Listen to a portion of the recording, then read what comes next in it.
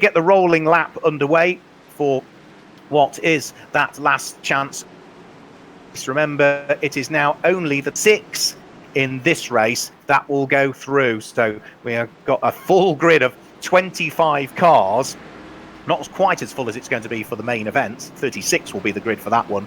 But these are the cars that finished outside of the top 10 in each of their heats. And now, of these 25 cars, only the top 6 will go through, and they will join the other 30 that are already through. And the 6 from this race will make up the back 3 rows of the main championship race. And remember, that main championship race that comes after this one is the only one which carries championship points towards the EuroNASCAR Esports Series.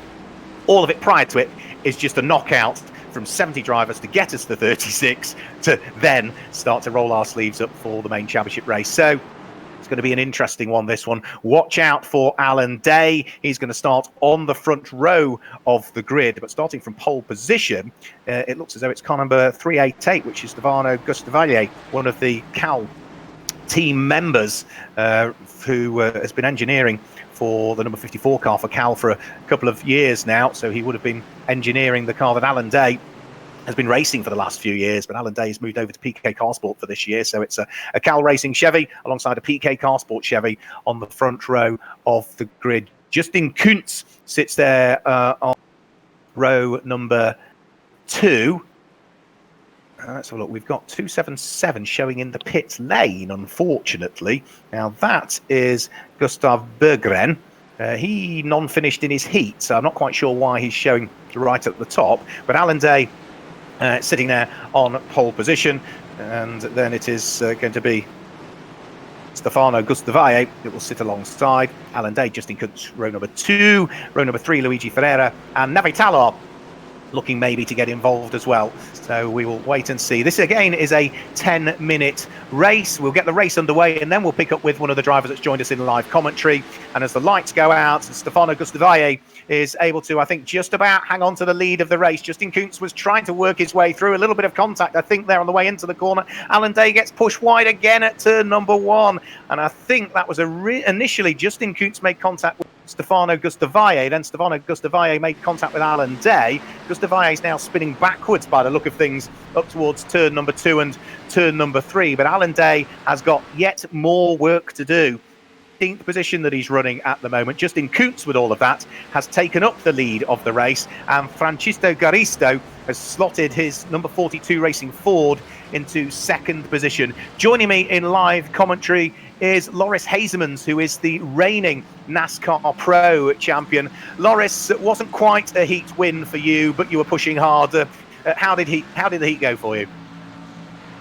Yeah, for sure. I mean, most important was trying to finish the race, or trying to finish the heat race and get home safe. So we did that in 2nd position. I think probably it means I'll start around 5th for the final. So let's see. It's going to be a long race, and let's see how we can manage the tires and go from there. I suppose this sort of heat format, you do have to retune yourself as a racing driver, and rather than want you alluded to, it's better to finish 2nd and automatically qualify than try and push for the win, make a mistake or have the door closed and finish outside of the top 10 and have to join in this race that we're seeing now.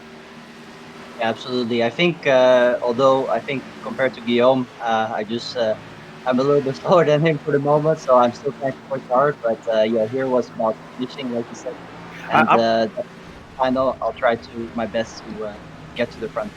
A big accident through turn number 3 and turn number 4 sees a couple of cars rolling over. They will reset themselves, I'm sure, and head back towards pit road. There's no damage resets as such in this one. One final question, Loris. I asked the question of Jeffrey Ruffin as to how much time they spend throughout the course of each week practicing for the next week's circuit that's coming up. Now, Jeffrey told me about 10 hours a week.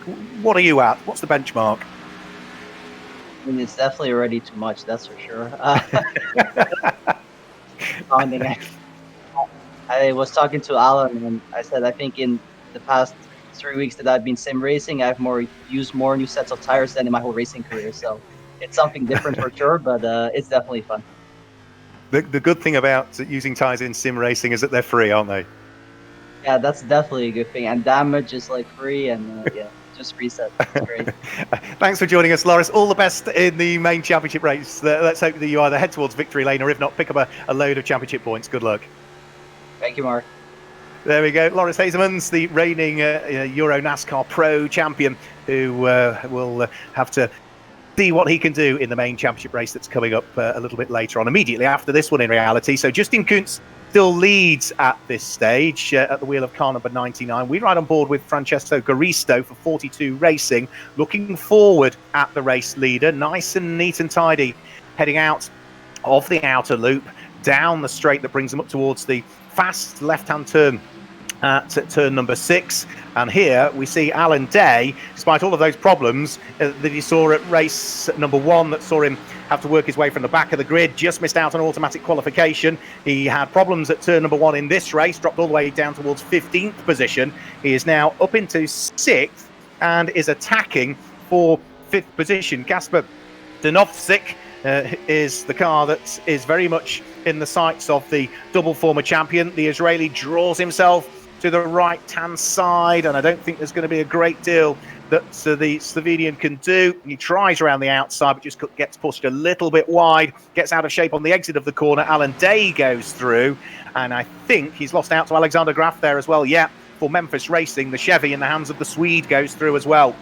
2 places lost there for Donovsik. Keeps him now in 7th place rather than the 5th that he was in, and at the moment that's not good enough to see him qualify for the main event. Remember, only the top 6 go through.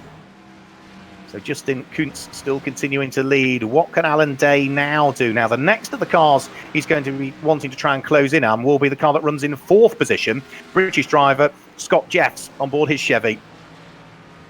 Almost at the halfway point of the race. Andre Weigold still joins me in commentary. We saw a great charge from Alan Day in the heat that saw him not automatically qualify. This is a charging drive as well, isn't it, from the double former champion? Yes, you're absolutely right. He's the second time on this day he's on the bubble. We said that he's going to make it in Heat 3. This time I'm not going to predict anything because the opposite will be true in the end. You saw it in the first heat. We said, oh, he's going to make it, and then he was 11th. So this time I'm going just to shut up and say nothing. Let's see where he ends up. It was a great comeback from Alan Day. In Germany, we would say he's driving with his knife between the teeth. He's totally aggressive, and he just wants to get into this main race. I'm sure he's a little bit aggressive right now, a little bit angry maybe, but still very focused. He's not doing any mistakes by himself. Okay, in the first heat, maybe there was some issues with the brakes, but in this time he had it was not his fault. So let's see where he ends up, because I will not predict anything.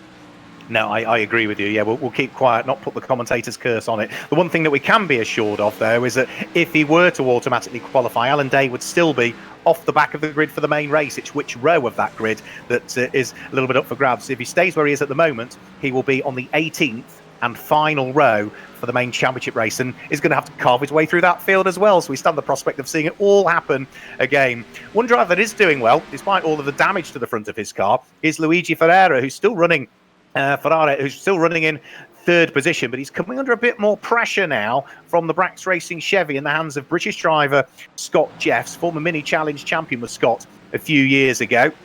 And let's see what he can do. We've seen him racing in both in NASCAR 2 and in NASCAR Pro for Brax Racing in the past. He's bottled up behind Luigi Ferreira. He'll be watching his mirrors and seeing that Alan Day at the wheel of the Monster Energy backed PK Car Sport Chevy, the number 24, is beginning to close in to try and make it 3 cars fighting away for 3rd, 4th and 5th, but there's only 3 minutes now in which to try and close up. Remember, top 6 go through. Thereafter, everybody else is going home for the night. In reality, they can pack their virtual cars into their virtual trailers and head off to the next round that will take place in a week's time at Zandvoort in the Netherlands. Will be the next round that will take place on the 15th, on the 12th of May, I should say, rather, for the NASCAR Euro Series Esports Series, as it's badged, in conjunction with iRacing. Support from i.can.com, Sim Racing League, also support from Ken Oil and TJ as well.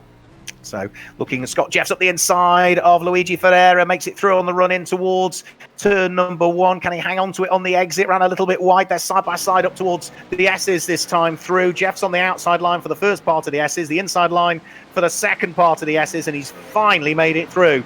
Place gained for the British driver, place lost there for the Italian.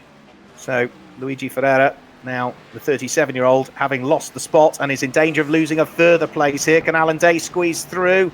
Not quite at the inner loop. He was just too far behind, but the rather battered-looking number 42 Racing Ford is going to have to give up the place. Yeah, Alan Day just able to squeeze his way through. Ferreira now down from 3rd to 4th, and now down from 4th to 5th, but more importantly, is still in a position that would see him head through automatically to the main championship race that will be coming up in a very short while. Alexander Graf at the wheel of the Memphis Racing Chevy, number 77, in 6th place, will be the last of those that will join in on the main race.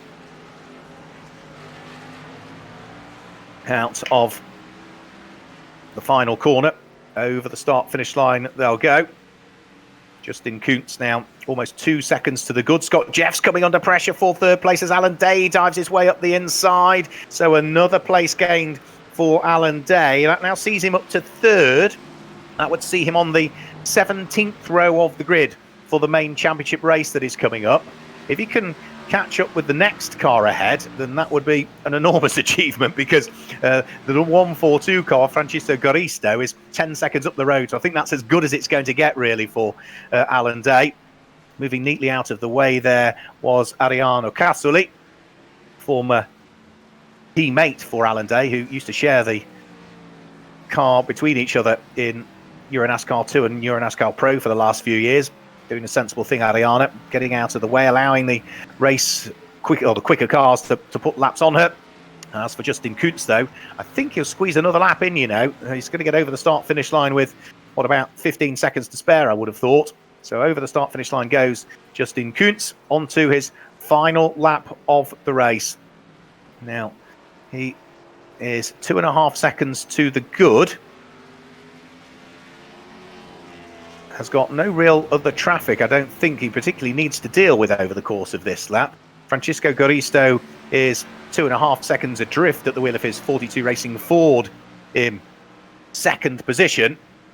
But the young Italian looking to see as to what he might be able to do to close the gap up, but with, I think, traffic to deal with, he's going to struggle to catch, let alone get past the 17-year-old. It's another one of those drivers, Francisco Garisto, who has come through the recruitment program of the NASCAR Whelen Euro Series. We've seen him racing Formula 4 Championship single-seaters in Italy in the past. He's also raced in the Lotus Cup in Italy in more recent years, but he's going to have to give second best in this last chance qualification race to Justin Kuntz, who is going to head through over the start-finish line and score a victory by the look of things. Yet Justin Kuntz comes through, grabs the checkered flag, and that is going to see him as the driver that will line up on the inside of the 16th row of the grid for the main race as well. Yes, the 16th row of the grid that will see him line up for. So Justin Kuntz claims the win. It is going to be Garisto that's there in 2nd position. Alan Day in 3rd in the end. That wasn't a bad drive after the problems at turn number 1 again to get himself through and into the 17th row of the grid. Scott Jeffs finishes in 4th place. That will see him also on the 17th row of the grid for the main championship weights. Luigi Ferreira, with the battered front end of his car, comes through and finishes in 5th place. And Alexander Graf, number 77 for Memphis Racing, is going to be the last of those that is able to automatically qualify for the main championship race. Last few cars heading over the start-finish line now. Aurélien Dillier goes through and finishes in 14th place, and hitting pit wall entry by the look of things. That was Yevgeny Sokolovsky, former motorcycle racer and former motorcycle team owner, that sort of got the power on a bit too early coming out of the final corner. Has punched it into the pit wall, unfortunately, and is yet still to take the checkered flag. Last few cars trickling their way over the start-finish line. I think Ricardo Alito is going to be the last of those to take the checkered flag. He's just heading out to the final corner now at the wheel of car number 389. finishing in 16th place, and I think it's going to be the last of those to grab the checkered flag, and of course will not qualify for the main championship race.